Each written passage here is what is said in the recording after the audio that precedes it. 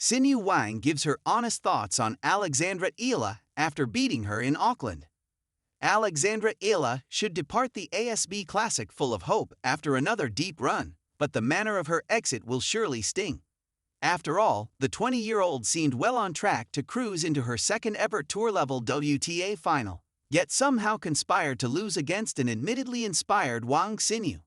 Serving for the match, having won the first set 7-5, few would have bet against Alexandra Eala's safe passage into the final in Auckland. Alas, she was broken, even seeing a match point come and go as her Chinese opponent rallied. Once she had lost that second set by another 5-7 margin, it felt as though the writing was on the wall. Wang Xinyu calls Alexandra Eala a fighter.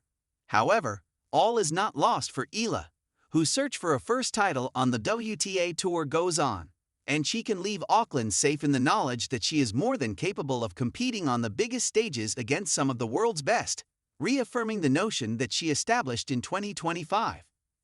Xinyu certainly felt this way, as she spoke on court afterwards. "Yeah, it was a crazy battle from the start to the end for sure. She's an absolute fighter, and to be honest, I feel more pressure when I'm 5-0 up than when we are love-love.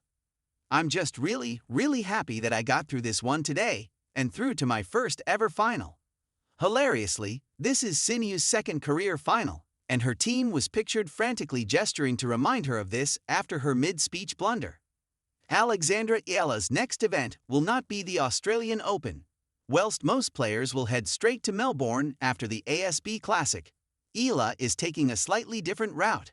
Instead, she has one extra event to play before she participates in the first Grand Slam event of the season, the Kooyong Classic. An exhibition event held right before the Australian Open. She will compete in a women's field that admittedly pales in comparison to the men's.